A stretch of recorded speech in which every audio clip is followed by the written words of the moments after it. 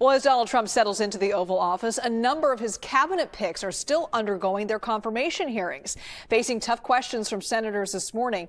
Congresswoman Elise Stefanik nominated to be the next UN ambassador, and Doug Collins tapped for VA secretary. CBS News political reporter Taurean Small is following these hearings for us this morning. Taurean, what are we watching for with Congresswoman Stefanik's hearing today? I mean, she's been critical of the UN. Yeah, a lone critic and the former conference chair of the Republican Party in the House. The party has been also a vocal critic of the UN. And what she's talked about before is this implicit bias against one of the U.S.'s allies, Israel. And she also invoked that during her opening statements to this panel today. She said that it is one of the U.S.'s most precious allies, which she's hoping, if confirmed, to be a check to this intergovernmental organization when it comes to their relations with that nation. We're also expecting her to talk about other problems that this incoming administration has long had with the UN. Congressman asked her about spending, how much the U.S. is giving to this government organization, intergovernmental organization, compared to others, and whether or not the U.S. should reconsider its input and connection to it. Now, I'm not expecting her to say that the U.S. will break from the UN, but a lot of agreements and treaties the president has already said the U.S. should pull out from, like the Paris climate treaty there. But moving forward, we're expecting a more aggressive approach from this ambassador with the UN. Again, she's talked about some problems that she's had with this organization before. It's likely she'll continue to have those and have the opportunity to voice them directly to him as ambassador. And Taurean, Secretary of State Marco Rubio, who was just sworn in, is going to have a full first day on the job. He's expected to meet with foreign ministers in just a few hours. What can we expect from those meetings?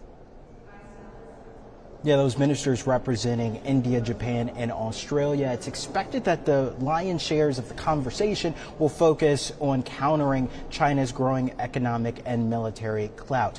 But I know from at least the votes here on the Hill, he's going in with quite a bit of confidence from his former peers. He was the first Trump designee to be confirmed and done so in a pretty strong mandate, unanimously approved 99-0. So he's moving forward with this American First agenda that comes from the directive of Donald Trump, the incoming or the now president of the United States. And it's expected again that this conversation will focus on countering China. And Taurean, is worth mentioning the Senate just passed the Laken-Riley Act after amending it. Now, a reminder to our viewers, the Laken-Riley Act would require U.S. Immigration and Customs Enforcement to arrest undocumented immigrants who commit crimes, and then there's a mandate that they are then detained and then removed from the U.S.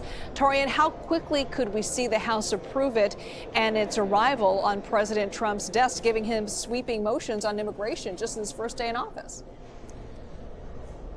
Well, I should also point out that opponents of this bill have remarked that that's by way of nature of how deportations work. If you are here illegally and you commit a crime, you should be sent away or deported back to your home country, which is why a lot of Democrats are upset by this. But we saw in the Senate quite a few crossed party lines to pass this through. I checked with the House Majority Leader's website, and they have this bill could be up for consideration as soon as tomorrow, as by what states of the rules procedure here in the House. So we could see it passed through the House tomorrow and then on the president's desk as soon as this week's end.